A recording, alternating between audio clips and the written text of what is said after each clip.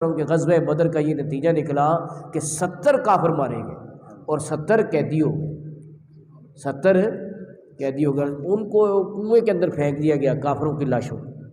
مسلمانوں کا جنازہ پڑا گیا، 14 شہداء ہوئے، 8 انصاری اور 6 مہاجر۔ اللہ تعالیٰ ان کی برکت سے ہماری دعائیں قبول فرمائے۔ تو ان کا جنازہ پڑھا کے ان کو دفن کیا گیا۔ سرکار جب فتح کے بعد 3 دن آپ وہاں قیام فرماتے تھے، تو آپ اگلے روز وہاں تشریف لے گئے جہاں کافروں کی لاشیں تھیں، تو آپ نے ان کو مخاطب کیا کہ اے ابو جہل، اے عتبہ، اے شیبہ، اے ولید، اے امیہ، جو میں باتیں تمہیں کہتا تھا وہ سچی ثابت ہوئی ہے کہ نہیں؟ تو حضرت عمر فاروق اعظم عرض کرتے ہیں کہ یا رسول اللہ کیا یہ آپ کی باتیں سن رہے ہیں؟ ما انتم باسماء ما اقول منہم، کہ جو میں تمہیں جو ان کو کہہ رہا ہوں تم ان سے زیادہ نہیں سنتے، یعنی یہ سن رہے ہیں۔ تو جب کافر مردے سن سکتے ہیں مرنے کے بعد تو مسلمان کیوں نہیں سنیں گے؟ اولیاء اللہ کیوں نہیں سنیں گے؟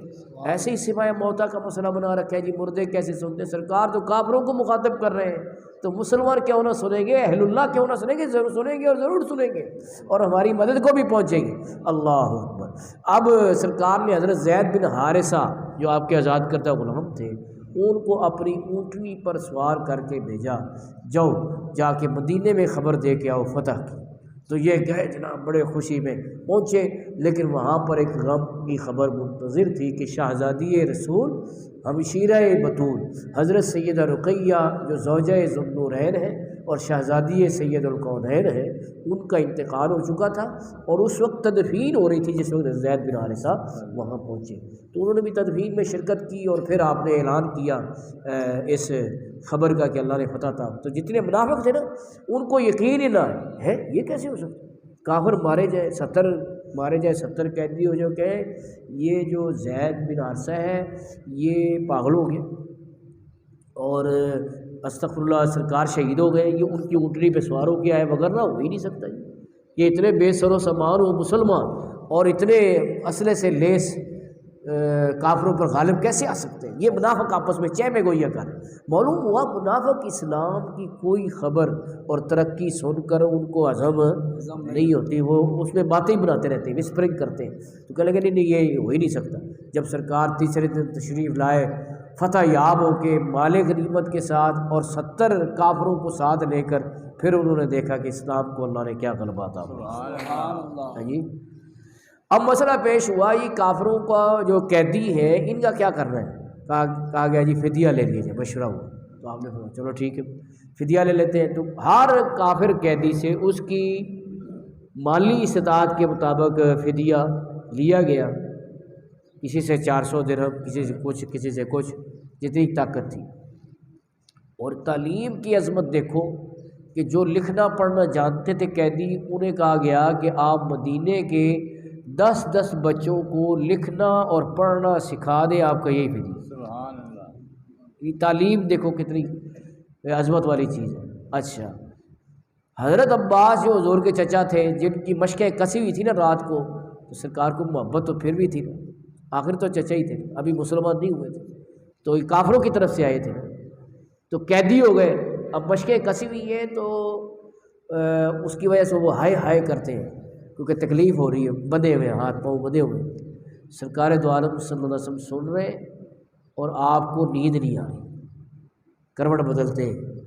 تو صحابہ اکرام مزاج شناس رسول تھے، سمجھ گئے کہ چچا سے محبت تو ہے، تو اس کی مشقیں کسی ہوئی ہے، تو سرکار کو اس تکلیف کی وجہ سے نیند نہیں آ رہی، تو انہوں نے مشقیں ڈھیلی کر دی تھی۔ سرکار کو جب آواز نہ آئی کچھ دیر تک، تو آپ نے فرمایا کہ بھئی مشقیں کی ڈھیلی کر دی ہیں؟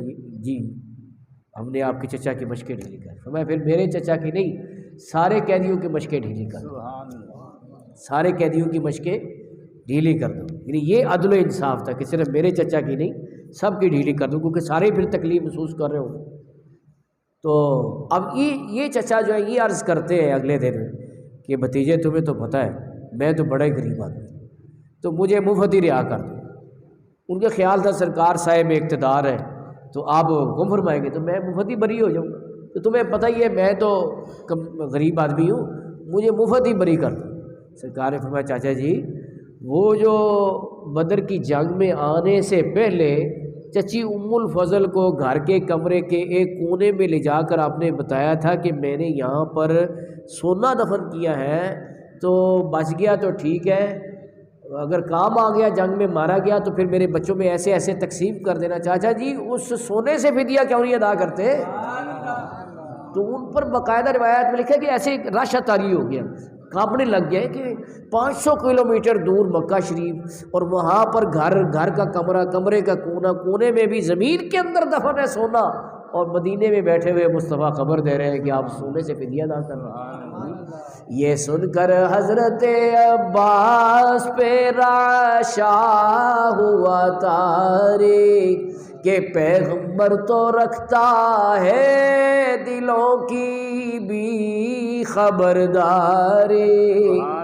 خیال آیا مسلمان کو بد پہچان جاتے ہیں، اور محمد آدمی کے دل کی باتیں جان جاتے ہیں۔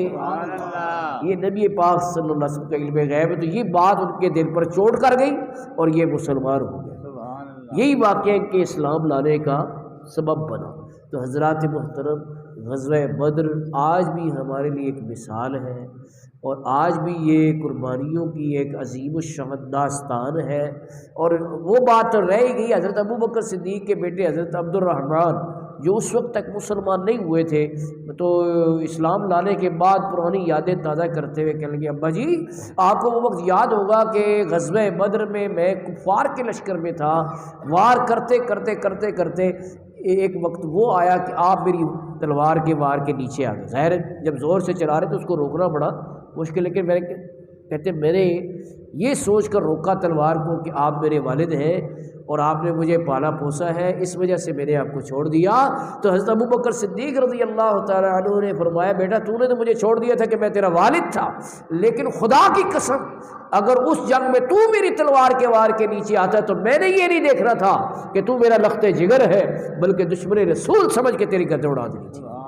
یہ ہے ہر رشتے ناطے دوستی تعلق واقفیت سے بڑھ کر عشق مصطفیٰ صلی اللہ علیہ وآلہ وسلم۔